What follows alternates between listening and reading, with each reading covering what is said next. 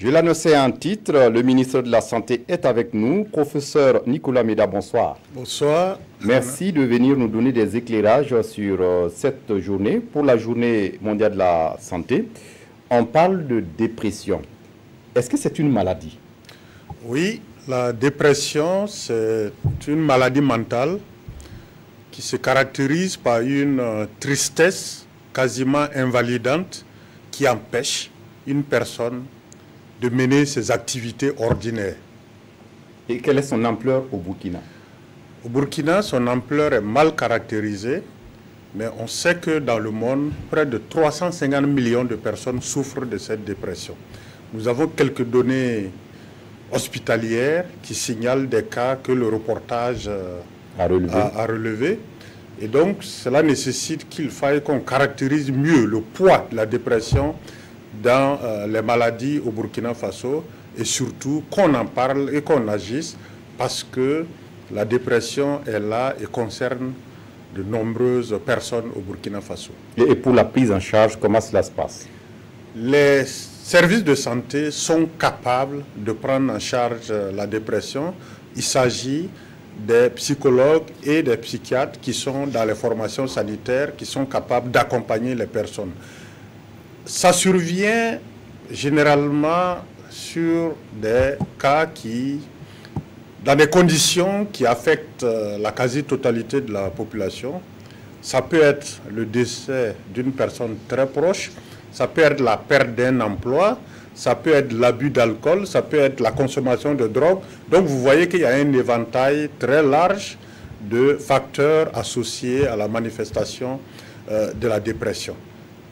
Et pour la tuberculose, on avait pensé à un moment donné avoir vaincu la maladie, mais à cause de certaines maladies comme le VIH-Sida, on commence à reparler de la tuberculose. Comment on apprécie son ampleur présentement au Burkina? Aujourd'hui, l'Organisation mondiale de la santé estime qu'il y a environ 9 à 10 000 cas que le système de santé du Burkina devrait pouvoir identifier de cas de tuberculose. Malgré nos efforts, nous ne sommes pas encore arrivés à dépister l'ensemble de ces cas. Et le pire n'est pas la faiblesse du dépistage, le pire est surtout la mauvaise observance des traitements antituberculeux qui font en sorte que, à terme, les médicaments ne marchent plus et cette multirésistance produit des microbes multirésistants qui peuvent être transmis à d'autres personnes qui, eux, n'ont plus aucun moyen pour se prendre en charge. Et voilà le danger de cette prise en charge inadéquate de la tuberculose basée sur la mauvaise prise du traitement. D'où l'importance de prendre correctement les traitements de la tuberculose.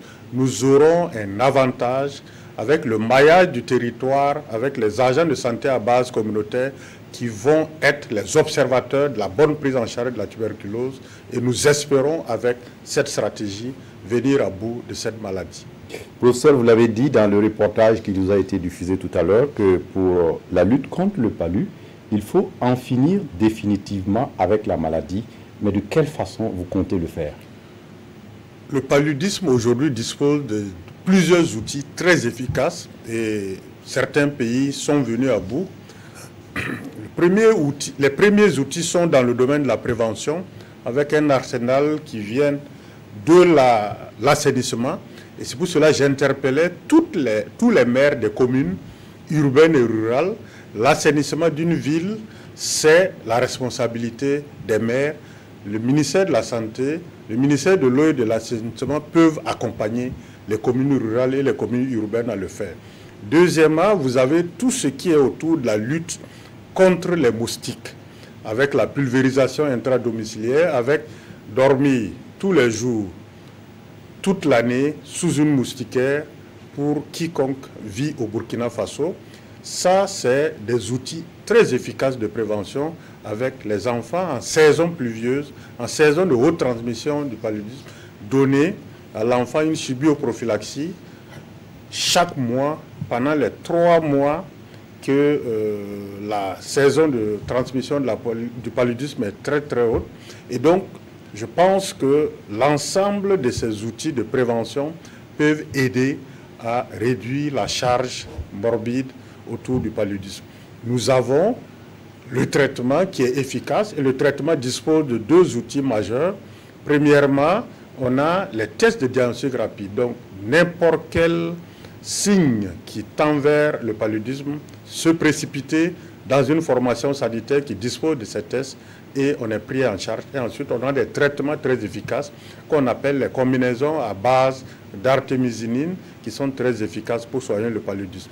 Et j'englobais tout ça en disant que tantôt, et grâce à des équipes de recherche du Burkina qui étaient basées à Nanoro, nous sommes dans une dynamique d'avoir aussi à disposition un vaccin, pas aussi efficace que nous voudrons, mais nous aurons un vaccin pour compléter l'arsenal de prévention du paludisme au Burkina Faso et ailleurs dans le monde.